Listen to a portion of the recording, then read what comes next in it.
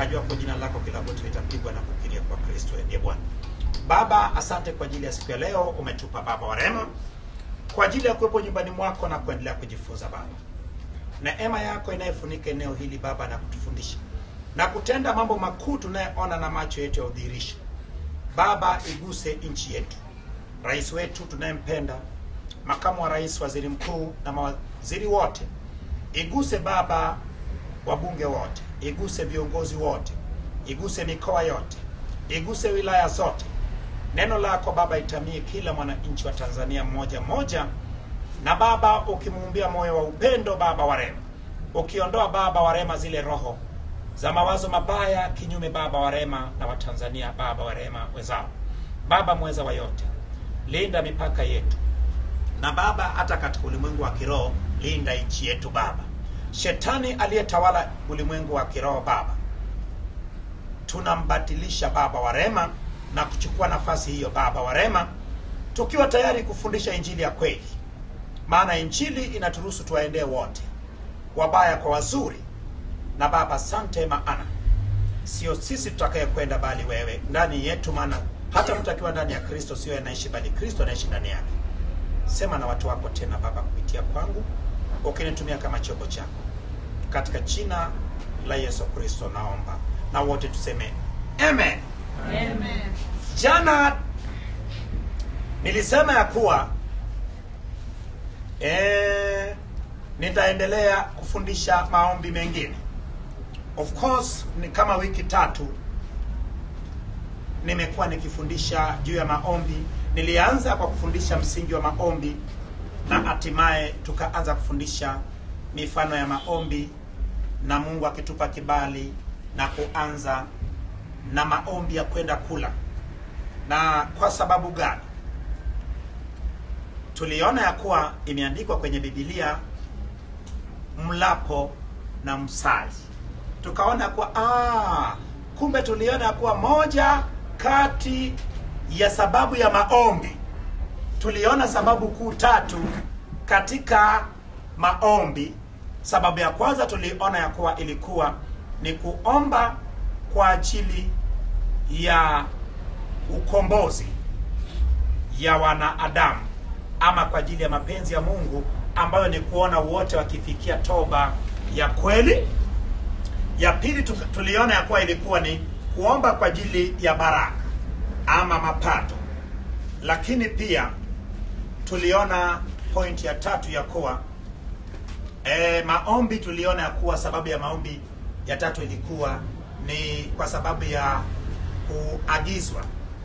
So bila shaka tukawa tumeanza na maombi ya kwenda kula, na jana kwa mapana na marefu tuliona maombi ya kwenda kula. So mimi leo sitagusa maombi ya kwenda kula, lakini kazi imebakia ya sisi kuendelea kufanya mazoezi. Kumbuke ya kuwa mazoezi hufanya mtu kuwa sawa. Umeona? Hebu nichukue mfano ya wale wacheza mpira, wale wanayecheza mpira mguu. Mpira mguu katika siku ya mechi huwa wanacheza dakika 90, dakika 45, alafu wanakwenda mapumziko dakika 15, alafu wanaenda tena dakika 45, kwa jumla la maana dakika 90 pamoja na ile muda wa nyongeza. Lakini cha ajabu utakuta wale wacheza mpira wanafanya mazoezi zaidi ya dakika 90 ambayo wanacheza mechi. Unaweza kuta wanafanya mazoezi zaidi ya masaa 3-4. Unakuta wanakimbia kwenye jua, unakuta wanakimbia hatua ndefu hata kilomita 20. So wanaendelea kufanya mazoezi ili tu siku moja waende wakimbie dakika 90, 45 wapumzike na 45.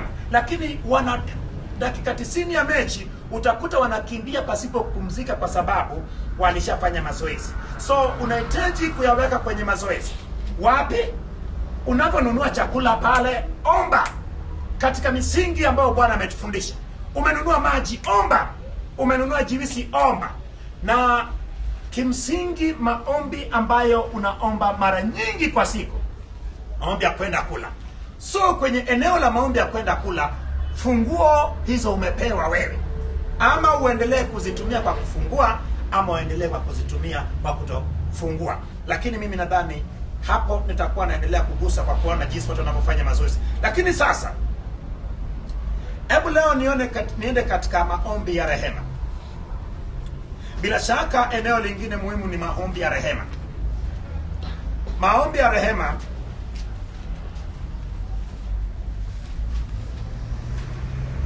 ni maombi ya msamaha.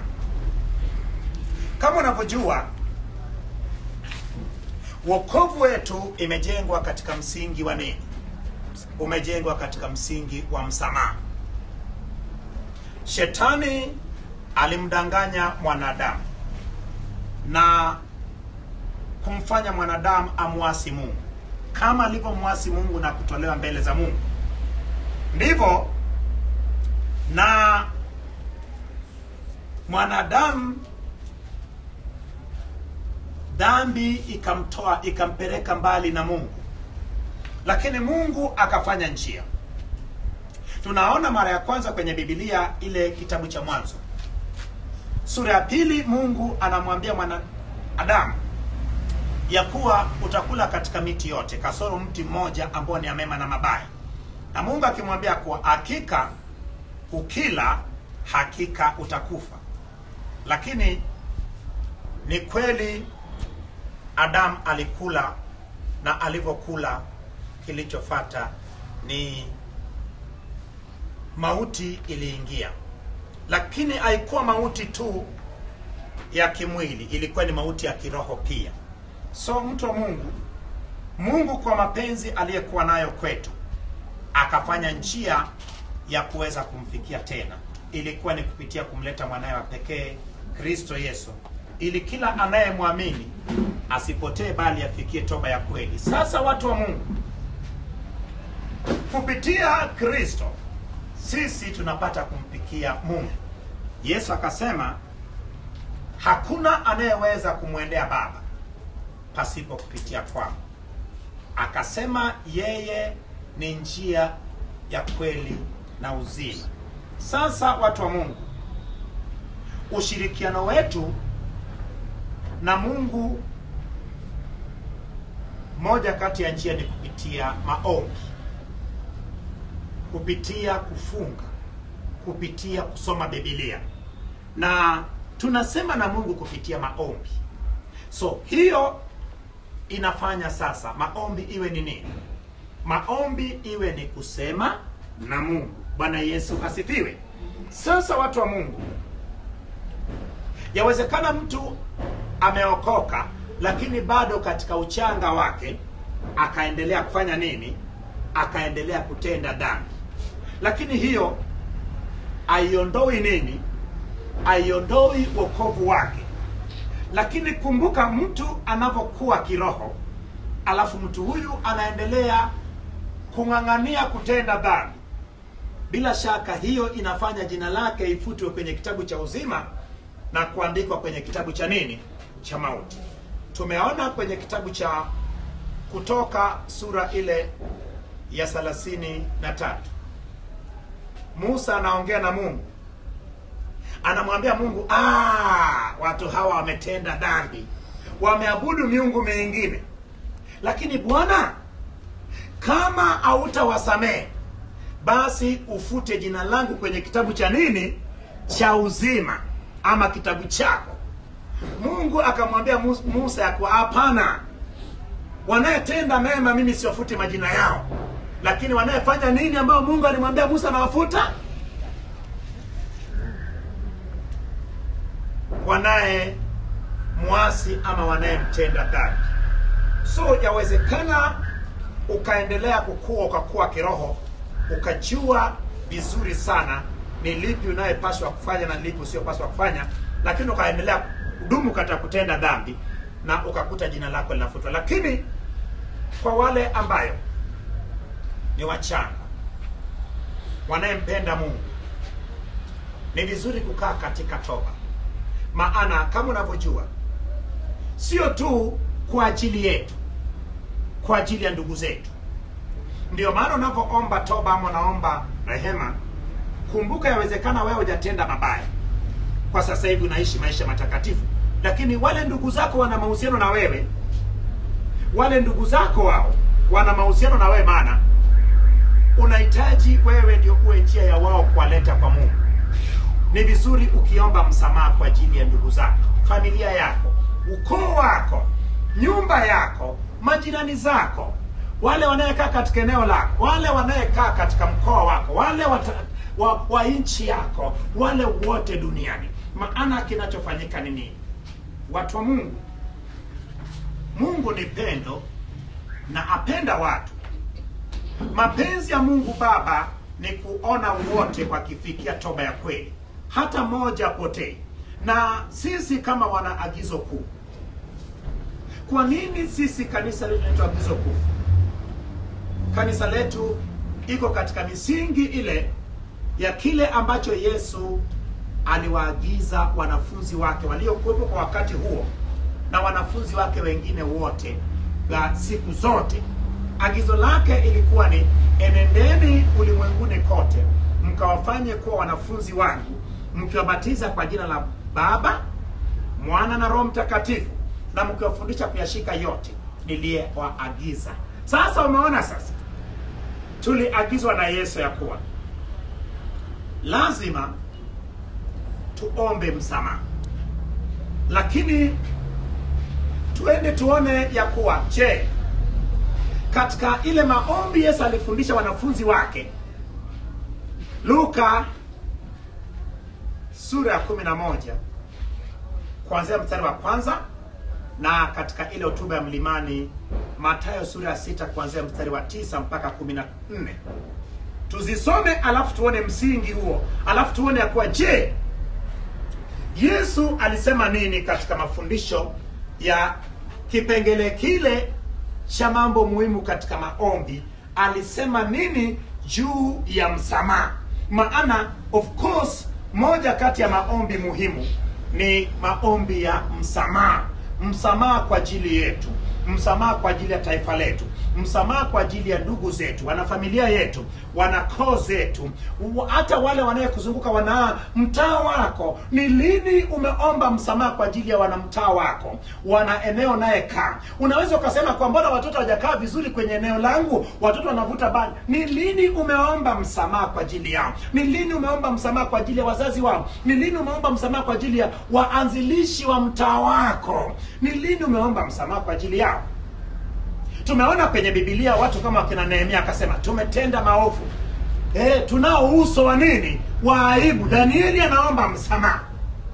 Lakini hebu tuende tuone, hebu mtu mmoja nisomee. Wanafunzi wa Yesu waliona sababu ya kufundishwa kuomba. Kwa nini tunatumia hayo maombi Yesu aliyofundisha wanafunzi wake? Ni kwa sababu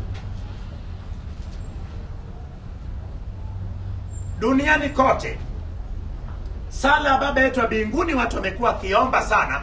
Na mimi hata nilipokuwa mdogo, hata kabla sijaokoka, hiyo ndiyo sala niliyekuwa naomba, na ni sala ambayo inaombwa na watu wengi hata kule vijijini, na bado imesimama, maana imebeba maeneo muhimu katika eneo la kuomba. Hebu tuione, alafu anza katika, hebu nisomee katika hiyo Luka sura 11 kuanzia mstari wa 1, alafu taenda pia kwenye hotuba ya mlimani. Alafu hii ni msingi inayoweka katika maombi ya toba, maombi ya rehema. Watu wa Mungu, unaweza ukaona mambo yakaa vizuri katika nchi yetu ama nchi zingine. Ni lini umeomba msamaha kwa ajili ya nchi ya Sudan, nchi ya Somali, nchi ya demokrasia ya Kongo? Ni lini umeomba msamaha kwa ajili ya majirani zetu, taifa la Kenya? Wanaenda kwenye uchaguzi. Kama unavyojua, kwenye uchaguzi sisi Bwana alituwezesha tukapita salama na tukawa ni mfano bora. Ni lini wewe ukaomba msamaha kwa ajili ya wao ndugu zetu, kwa ajili ya bara la Afrika, kwa ajili ya ukanda wa Afrika Mashariki, kwa ajili ya dunia yote? Ndio maana watu wa Mungu nasema hivi, kuna andiko linasema hivi, hata sasa hamjafanya nini? Hamjaomba. Tunaomba rafiki, alafu nakwambia hata sasa hamjaomba. Hebu nisomee Luka, niweke huu msingi wa maombi ya rehema. Na watu wa Mungu, chochote tunachokifanya, agizo kuu sio kwa ajili ya sisi, ni kwa ajili ya ndugu zetu wote, ni kwa ajili ya wanadamu wote. Maana sisi wana wa agizo kuu tunaungana na mapenzi ya Mungu Baba. Mapenzi ya Mungu Baba ni nini? Ni kuona ile lengo mama iliyempeleka Yesu msalabani ikipata kutimia.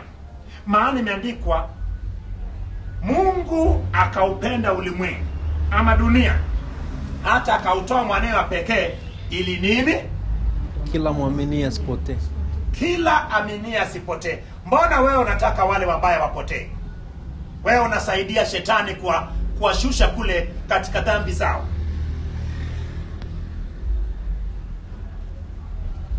Kama Yohana sura 3:16 anasema hivyo. Lakini mbona wewe tena unaomba kabisa kwa fulani afe? Tena fulani akifa kama alikuwa ni mbaya, badala ya wewe mwenyewe uone kwa mtu akafa kwenye dhambi, ufalme wa giza umeongezeka, wewe unacheka unashangilia. Basi wewe ni ufalme wa giza. Ukiona wewe mtu amekufa kwenye dhambi alafu unashangilia, mimi ndio nimemfanya hivi, wewe ni wa Mungu, wewe ni wa shetani. Shetani. Bila shaka wewe ni wa shetani. Sisi wanaagizwa kutakuchukulia kama wa nini? Wa shetani. Mtu akifa dhambini hakuna anayefurahi mbinguni, maana wamepoteza. Unatakiwa ushangilie panapotokea mtu mmoja amefanya nini? Amemrudia Kristo, amempa maisha yake. Hebu soma sasa. Soma kwa jina la Yesu. Amina. Ikawa alipokuwa mahali fulani akiomba, alipokwisha mmoja katika wanafunzi wake alimwambia, Bwana, tufundishe sisi kusali kama vile Yohana alivyofundisha wanafunzi wake. Umeona? Kumbe kuna sababu ya kila mwanafunzi wa Yesu afundishwe kusali kama Yesu alivyofundisha wanafunzi wake, kama Yohana Mbatizaji alivyofundisha wanafunzi wake, kama Musa alivyofundisha wanafunzi wake, kama Paulo alivyofundisha wanafunzi wake, kama Petro alivyofundisha wanafunzi wake, na kama wewe utakavyofundisha wale wengine ambayo watakuwa chini yako. Bwana Yesu asifiwe. Akawaambia, msalipo semeni, Baba yetu uliye mbinguni, jina lako litukuzwe, ufalme wako uje, mapenzi yako yatimizwe hapa duniani kama huko mbinguni. Utupe siku kwa siku riziki yetu. Tusamehe dhambi zetu kwa kuwa nasi tunavyowasamehe tumieaye kila tumieaye. Tusitie majaribuni, lakini tuokoe na yule mwovu. Umeona? Hiyo ni Luka. Na kama unapochua nilikwambia vitabu 4 vya kwanza kwenye Agano Jipya ni vitabu vinavyotengeneza vitabu vya Injili. Vitabu hivyo 4 vya kwanza, na vitabu vya Injili vina kitu kimoja cha kinachofanana. Vitabu hivyo vyote vimeongelea maisha ya Yesu, kuanzia kuzaliwa kwake, kukua kwake, na katika kufanya huduma yake mpaka katika kumaliza kazi aliyetumwa. Sasa hebu tuone, umejua neno likiandikwa mara ngapi kwenye Biblia? Ili neno lidhibitike inatakiwa iandikwe mara ngapi? Mara 2. Na ikiandikwa mara 2 ina maana neno imedhibitika. Sasa hebu tuone kwenye kitabu cha Mathayo pale katika hotuba mlimani, ambayo ni Mathayo sura ya 6 mstari wa kuanzia 9. Imeandikwa, basi ninyi msalini hivi: Baba yetu uliye mbinguni, jina lako litukuzwe, ufalme wako uje, mapenzi yako yatimizwe hapa duniani kama huko mbinguni. Utupe leo riziki yetu. Tusamehe deni zetu kama sisi nasi tuwasamehevyo wadeni wetu, na usitie majaribuni, lakini utuokoe na yule mwovu. Kwa kuwa ufalme ni wako na nguvu na utukufu hata milele. Amina. Kwa maana mkiwasamehe watu makosa yao, na Baba yenu wa mbinguni atawasamehe ninyi. Bali msiposamehe watu makosa yao, wala Baba yenu hata wasamehe ninyi makosa yenu. Umeona, baada ya kufundisha maombi, amemaliza pale maombi kwa kuwa na huyo muovu, tayari Yesu anaweka msisitizo kwenye ya msipowasamehe wale waliyewatendea mabaya makosa yao, na nyinyi Baba yenu wa mbinguni hawezi kufanya nini? hawezi akawasamehe makosa yenu. Sasa umeona, sasa nilikuambia ya kuwa hayo maombi ambayo Yesu alifundisha wanafunzi wake, aliwafundisha maombi yaliyobeba maeneo na maombi yote. Umeona? Ina maana maombi haya yamebeba mambo sita, mambo muhimu sita ambayo lazima mtu azingatie katika maombi yake. Jambo la kwanza ni kulitukuza jina la Bwana Baba wa mbinguni. Ina maana maombi ni muunganiko ambayo ni kati ya anayeomba ambayo ni mwanadamu na Mungu, lakini kupitia kiunganishi hapo katikati anakuwa ni Yesu Kristo. Ina maana mimi hapa alafu namuita Baba, yuko kule Baba wa mbinguni, lakini kumbuka anayenifikisha pale, ninayepita kwake na kufika kwa Baba wa mbinguni ni Yesu. Ndio maana unaanza kama maombi yoyote kwa kuomba Baba wa mbinguni ama Baba Mungu. So watu wa Mungu, umeona kwa jambo la kwanza ni unapotaja jina lake, unaanza na jambo la kwanza ambayo jina lake lifanye nini? Jina lake litukuzwe. Jambo la pili ni ufalme wake ufanye nini? Ushuke. Jambo la tatu ni mapenzi yake yatimie hapa duniani kama yanavyotimia mbinguni. Na jambo la nne ni atupe riziki yetu.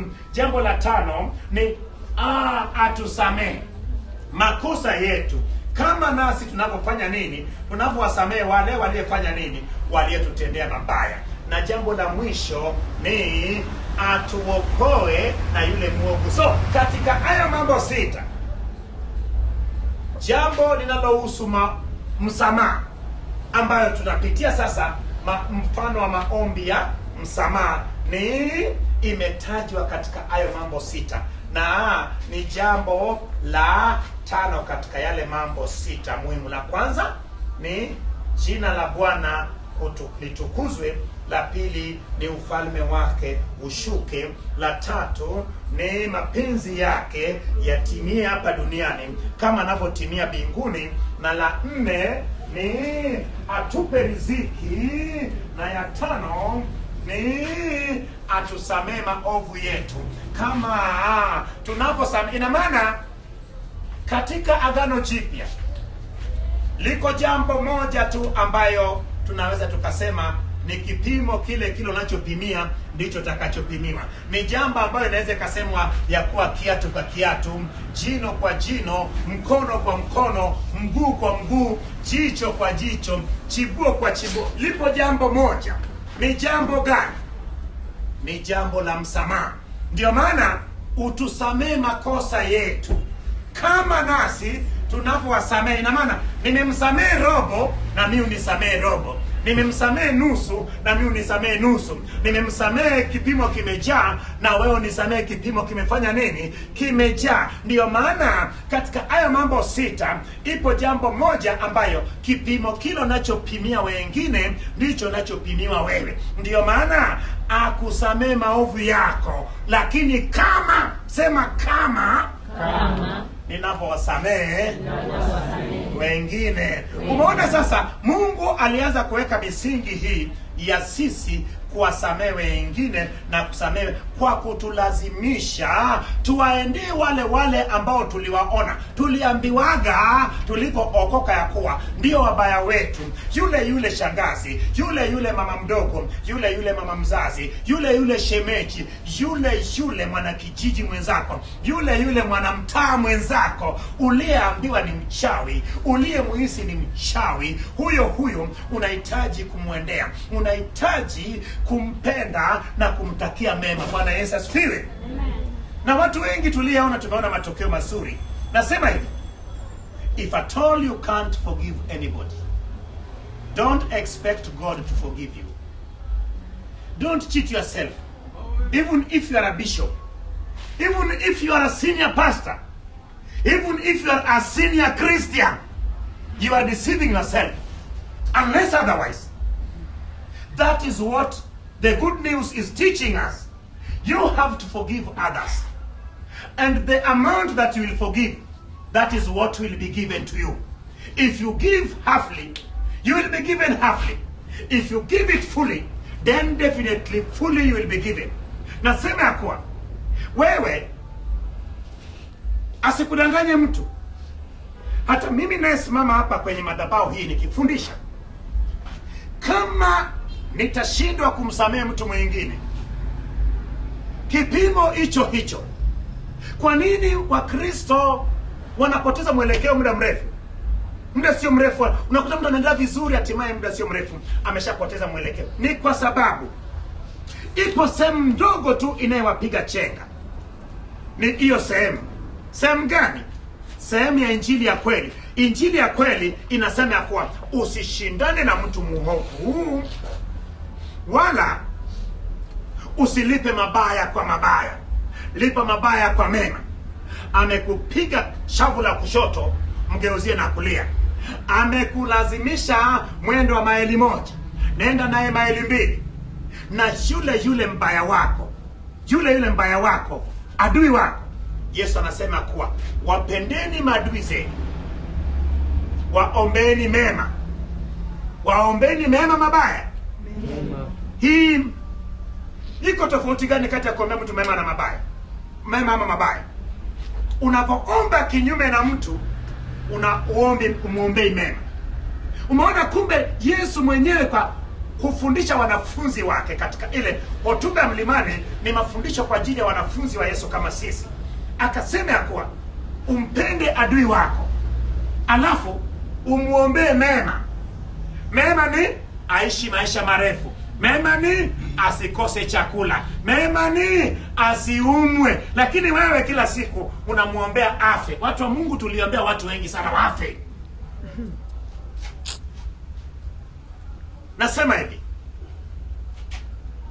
huu ni wakati wa mabadiliko katika ulimwengu wa kiroho. Kama huwezi kuyafundisha haya, niliwahi kusema mwaka jana, asiyekosa kufundisha haya atapotea, huwezi kumwona. Sio siku nyingi, maana muda tuliyebaki nao ni mfupi, na Mungu ameinua watu atakayefundisha ukweli. Kama utashupaza shingo ukafundisha watu kwenda kunyume na watu wengine kwenye maombi, you will disappear regardless of your status. Haijalishi una mapembe, haijalishi una mkia, utatafutwa, utaonekana. Lazima kila mtu arudi akafundishe injili ya kweli. Lazima turuhusu washirika waendee ndugu zao. Sio eti tunachukua sadaka za washirika na fungu la 10, hao washirika mama zao wanajikuna na nini? Wanajikuna na mawe. Hawana hata sabuni ya kuogea.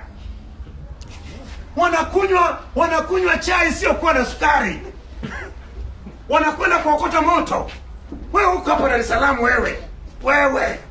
wewe alafu mchungaji unampelekea bahasha ya kaki. Usiniletee. Stop. Mimi Mungu akinionyesha wewe mwenyewe huna mahusiano mazuri na ndugu zako, hata sadaka yako sitaki. I don't want. Go and give your offering somewhere, because you are a killer. You are killing.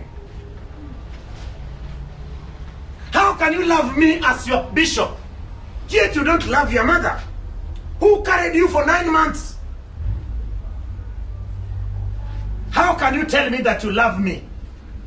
You are giving me your offering, yet your stepbrother, you are not talking to your stepbrother. Those who are lacking school fees, you don't provide, and you are able, yet you are the leadership of your community, of your clan. There is something not right somewhere. Kuna kitu kipo sawa sehemu mwetu wa Mungu. Nikisema nasikia mpaka nguvu inashuka. Mimi huwezi kunipa sadaka zako nifurahie wakati watoto wa wajomba wako wamekosa ada ya shule. Wewe mwenyewe unakula mpaka unamwaga chakula wewe. Hiyo ni injili gani? Yule mama wewe ndio tegemeo lake. Wewe ndio aliyekuwa msaada wake. Mama yule pamoja na alikuwa mbaya, ulisoma wewe. Mama yule pamoja alikuwa mbaya, wewe ulikuwa ulali na njaa wewe. Pamoja alikuwa mama yule mbaya, lakini ulikuwa unafanya vizuri kuliko watoto wengine wewe. Nasema hivyo watu wa Mungu, hasira na ghadhabu yako na iwe na huruma.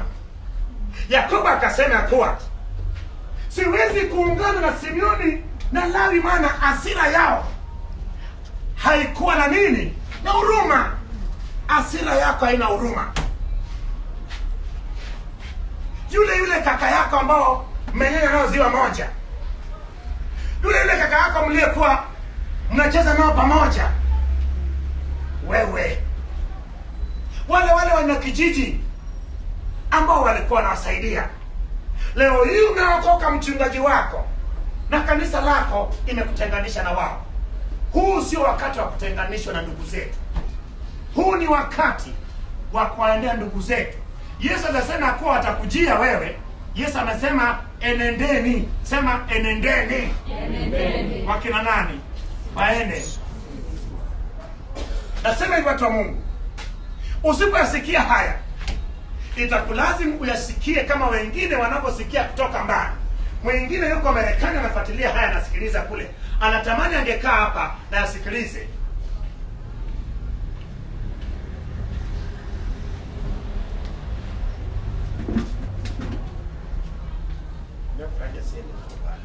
Bwana Yesu asifiwe. Nasema hivyo watu wa Mungu, hii ni maombi ya msamaha katika yale mambo 6. Jambo la 5 ni utusamee maovu yetu kama tunavyowasamehe. Usiponisamehe huwezi kusamewa. Hata kama unavaa kofia ile ya bishop huwezi kusamewa. Hata kama unavaa ile kola ya uchungaji huwezi kusamewa. Hata kama unanena kwa ndimi. Nasema hivyo watu wa Mungu, zile roho walizoumbiwa watu, zile roho za wanyama, zile roho za mashetani, ninaomba itoke kwako kwa jina la Yesu. Amen. Ninaagiza iondoke ndani yako kwa jina la Yesu. Amen. Hebu nikuulize, huu ujasiri unatoka wapi? Ujasiri ya kujitenga na ndugu zako. Alafu baba naomba nisamehe. Baba naomba nisamehe. Baba naomba nisamehe. Unacheza na muziki, baba naomba nisamehe. Baba umefundisha, baba naomba nisamehe. Baba naomba nisamehe. Wewe dance as the way you come, but nobody will forgive you. Nasema hivyo watu wa Mungu, tuache mchezo. Huu ni maombi ya msamaha. Omba msamaha kwa ajili ya ndugu zako. Omba msamaha kwa ajili ya kijiji chako. Omba msamaha kwa ajili ya marafiki zako wale mliyesoma nao wanayeteketea. Omba msamaha kwa ajili ya wale wana mtaa wako. Mara ngapi umeomba msamaha kwa ajili ya taifa letu la Tanzania? Mara ngapi umelia kwa ajili ya taifa la Tanzania? Ama wewe tu unakosoa, hata kilichofanywa kizuri unakosoa. Hata wewe ungekuwa rais ungekosolewa. Hata wewe ungekuwa kiongozi wote utakosolewa. Kwani maaskofu tukosolewi? Nasema hivyo watu wa Mungu, kipimo unachopimia wengine ya msamaha ndicho na wewe utapimiwa. So maombi ya msamaha ni maombi ambayo lazima unavyotaka kuomba kwanza inayo kipimo. Maombi ya kwenda kula haina kipimo ya kuwa nifanye hivi ndio ni hii. Usipowasamehe wengine, maombi yako yana maana yani haipo. Unaomba kabisa, lakini kumbuka maombi ya msamaha, Mungu atakusamehe kwa kipimo kile unasomea wengine. Ndio maana tunahitaji kuwasamehe watu wote. Lakini sasa shida iko wapi? Watu wengi sana waliookoka ni wepesi sana wa kusema kwenye midomo, lakini kwenye mioyo yao inabakia kuwa jelala bado ya dhambi. Wanasema nimesamehe, sina maneno na mtu. Kuna maneno na mbona hujamsalimia? Mbona hujampigia simu? Sasa nani atafuta mwenzake? Yesu hakusema kuwa akujie haje kwa ajili yako. Yesu alisema uende wewe. Ni lini umeenda? hamchunguzi, anapiga simu yake apokee, mwendee. Nasema hivyo watu wa Mungu, tumemtambua shetani na ila zake. Ndio maana baraka zetu alizokuwa ameshikilia hawezi akashikilia tena. Watoto wetu aliyeshikilia hawezi akashikilia tena. Ndugu zetu aliyeshikilia hawezi kushikilia tena. Kabla tujaendea mataifa, kabla tujaendea maeneo mengine na mabara mengine, lazima tumemalizana na ndugu zetu. Lazima tumemalizana na wana vijiji wenzetu. Lazima tumemalizana na wana mitaa wenzetu. Wale wafanyakazi wenzetu ambao mwingine ameongei.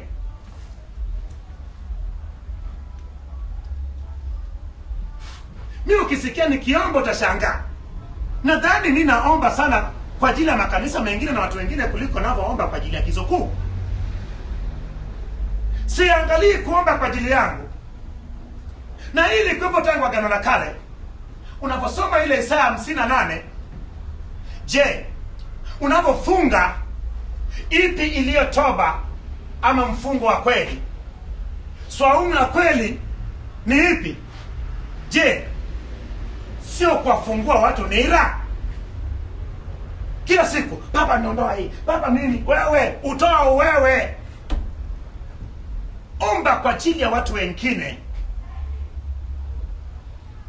Ukiomba kwa ajili ya watu wengine, maeneo hayo Mungu atafanya nini? Mungu atakufungua wewe.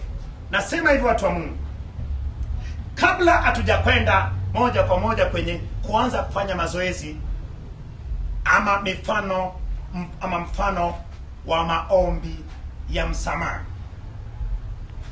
maombi peke yake ambayo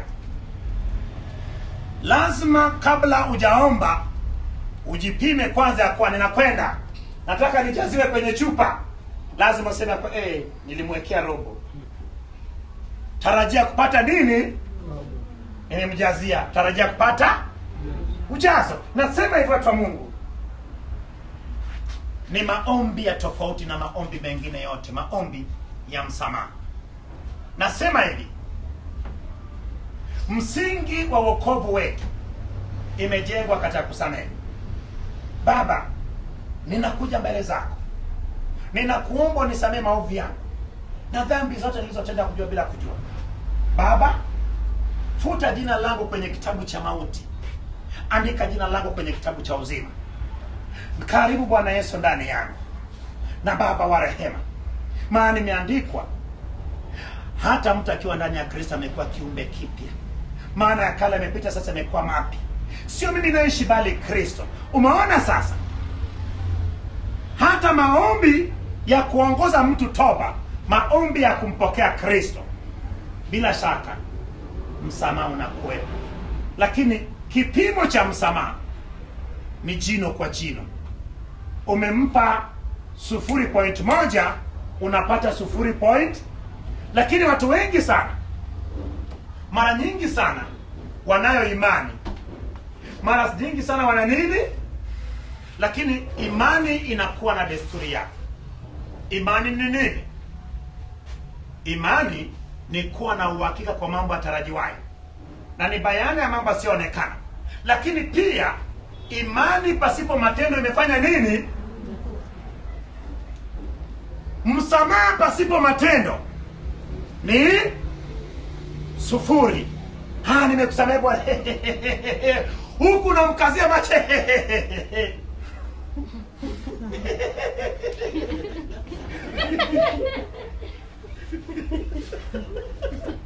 Wewe mbaya kuliko hata asiamini.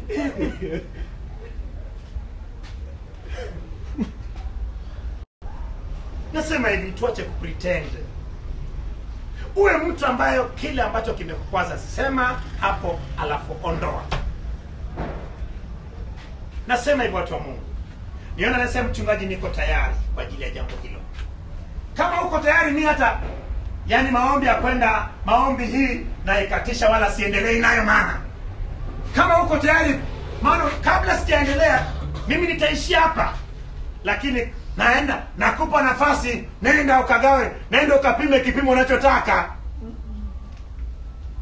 nenda ukapime kipimo unachotaka. Ukitaka robo, wasamee robo. Ukitaka nusu, wasamee nusu.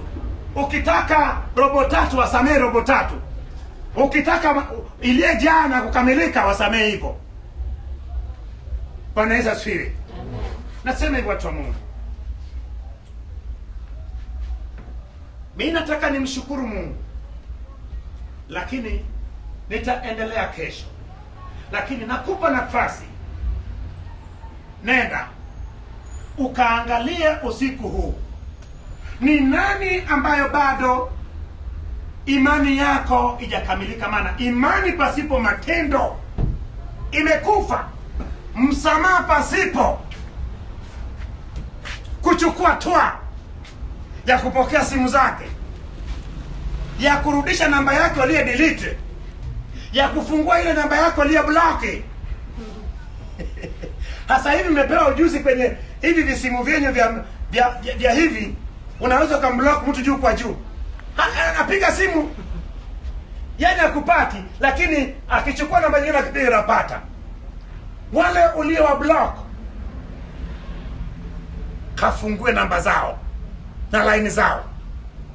Wale uliokuwa umewafuta, waingize tena kwenye phone book yako. Wale uliokuwa na wazia mabaya, anza kwenda mbele za Mungu leo, na badala ya kuomba msamaha kwa ajili yako, anza kuomba msamaha kwa ajili ya ukoo wa babu. Yule bibi yako ambaye ni mchawi, alishakwenda kwenye makanisani ili aombewe uchawi utoka, lakini kanisani yenyewe wachawi hatakiwi. Kama wewe umepeleka uchawi pale, lakini pale wanaanza kupiga katika jina la Yesu Kristo, katika jina la Yesu Kristo, Yesu Kristo, Yesu. Yeye mwenyewe anasema wanapigwa hapa, yeye mwenyewe anafunga virago vyake anaondoka. Tumewafungia wachawi, hawezi kuleta uchawi kanisani chomwe. Amekuja amekaa, unamuongelea vibaya, hajaondoka. Ndio maana sasa tungeweka mazingira rafiki kwa ajili ya wachawi, tukawa na moyo wa upendo kwao, tukawaonea huruma, wangejua kabisa ya kuwa ni sehemu sahihi, wangefungua mioyo yao, wangeongea naye wasibu, na tungeshaondoa uchawi ndani yao. Lakini sasa sisi kila siku tunanoa mapanga shasha kwa ajili ya kuwachinja wachawi. Yule bibi yako alishatamani kwenda kanisa. Kuna watu wengi wamekwenda makanisani, lakini hakuna suluhisho. Everybody is talking against them. Nima nasema hivi, njia nzuri ya kusaidia mtu sio kuongea kinyume naye. Njia nzuri ya kusaidia mtu ni kuongea mema juu